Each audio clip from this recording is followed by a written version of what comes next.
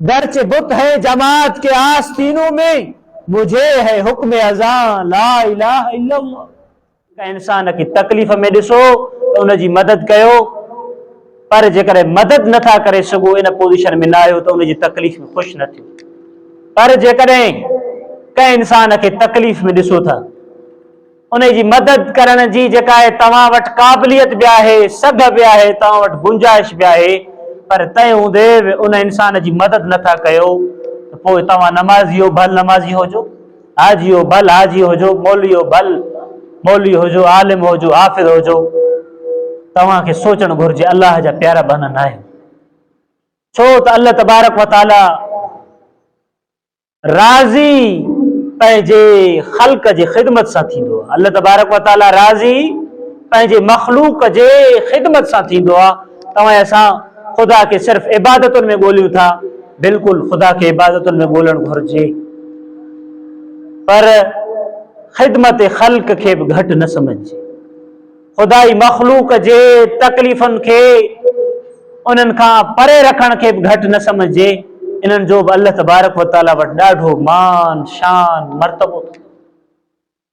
हिकु वाक़ियो आहे, तारीख़ी वाक़ियो। हज़रत बशर हाफ़ी वॾो ज़ाहिद हो, वॾो आबिद हो, नेक नमाज़ी तहज्जुद गुज़ार हो, इमाम जुम्मा हो। जुम्मे जे ॾींहुं नमाज़ पढ़ाए करे बग़ैर दुआ जे ईअं अलाह जो बानू कमकार जे सिलसिले में हलियो वेंदो। त उते हिकु नमाज़ी कारोबारी शख़्सियत लिखियो अथऊं त उन माण्हुनि खे चयो, ही कहिड़ो अलाह जो बानू आहे, ही सुनत बि अदा नथो करे, फ़र्ज़ बि अदा नथो करे, मां इन खे कोन मञा, असांजो इमाम आहे। माण्हुनि हुनखे सम्झायो, ऐं अलाह जा बाना वॾा वॾा फ़क़ीह उन खे सुठे निगाहनि सां ॾिसनि था, इलाइक़े जा माण्हू उन खे सुठे निगाहनि सां ॾिसनि था। तो उन शख़्स लाइ चए थो त सुनतूं वाजिब नथो पढ़े, सुनतूं सुनत आहिनि, वाजिब वाजिब आहिनि, नफ़िल नफ़िल आहिनि, ख़ुदा ताला फ़र्ज़ न आहिनि कया, तूं हुन ते फ़र्ज़ छो थो करे।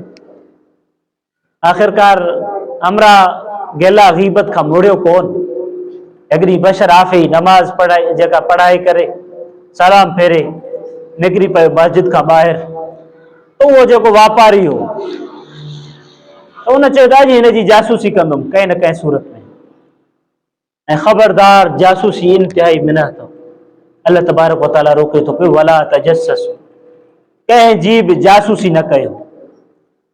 ॾिठई त उहो अलाह जो बानू निकितो मस्जिद खां, नानवाई जे तरफ़ वियो, कुझु मानियूं उनखां ख़रीद कयईं, वरी कंहिं होटल में वियो, भाॼी वग़ैरह ख़रीद कयईं। त उहो वापारी ॿुधाए थो पियो, मुंहिंजे दिलि में अञा बि गुमान पको थियो, इहो पाण खे अलाह वारो सम्झंदो आहे।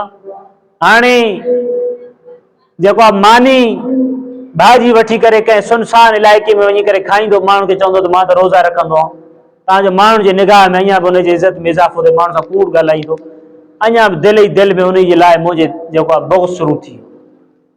हलंदे हलंदे ॾिठई त कंहिं वैरान जॻह ते हिकिड़ो घरु हो, बशर हाफ़ी उन में दाख़िल थियो, त हीअ बि उन जे जेको आहे जासूसी कंदे साइड खां उन जी बि उन ते नज़र हुई। ॾिठई त उन में हिकिड़ो अलाह जो बानू आहे, इंतिहाई ज़ईफ़ुल उमिरि है, कुराड़ो आहे।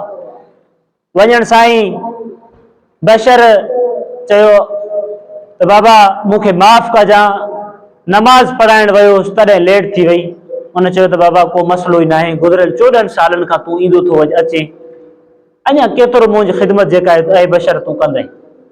माना उहो कुराड़ो बशर खे ॿुधाए पियो, बशर हाफ़ीअ खे, त तुंहिंजा मूं ते एहसान आहिनि।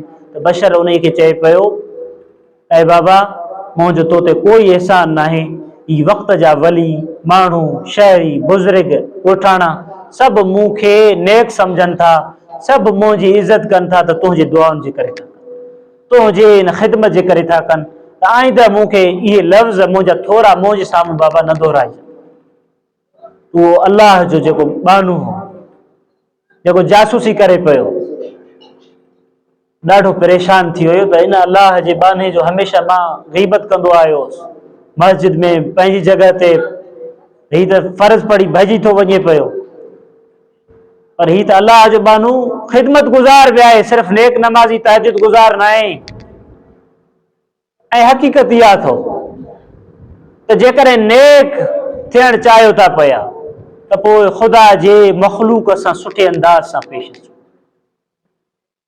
पाण खे अलाह वारो सॾाए थो पियो, उन में इंसान दोस्ती न आहे त उहो ठग अथव, कूड़ो अथव।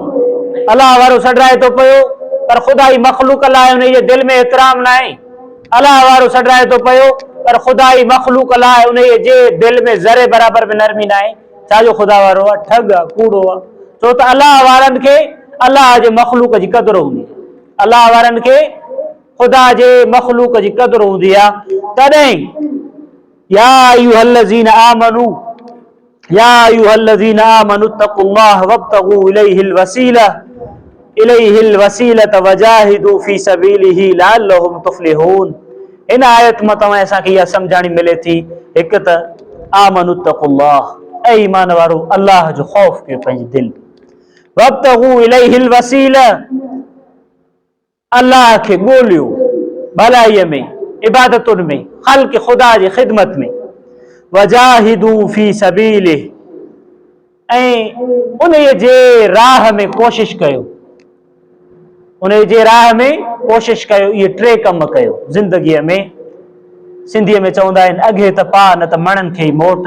तव्हांजे 60 साल ज़िंदगी में, तव्हां असांजे 40 साल ज़िंदगी में, ऐं जेका बि टाइम पीरियड तव्हां असांखे मिले थी उन में जेकॾहिं तव्हां असांजो हिकु जेका आहे भलाई कंहिंसां, हिकु इबादत, हिकु सजदो ख़ुदा ताला वटि क़बूल थी वियो त तव्हां असांजी बख़्शिश लाइ काफ़ी आहे। ऐं हमेशह तव्हां असांजी इहा ई कोशिशि हुजे त इबादत बि अलाह लाइ, ख़ल्क़ ख़ुदा जी ख़िदमत बि अलाह लाइ।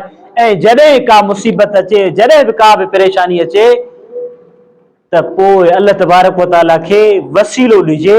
वसीलो कंहिंजो? पंहिंजे इबादत जो। ऐं अलाह मुंहिंजे इन नेक कम जे करे मूं तां ही मुसीबत टार। ऐं हदीस जी रोशनी में जेको तव्हांखे बनी इसराइल जो वाक़ियो ॿुधायो त आका अलैहिस्सलातु वस्सलाम जन फरमान आहे, उम्मीद है जेकॾहिं तव्हांजी उहा नेकी अलाह जे राह में क़बूल थी, तव्हां खां जेका मुसीबत आहे जंहिं लाइ तव्हां हथ खणो था पिया, उहे हथ तव्हांजा ख़ाली न मोटंदा।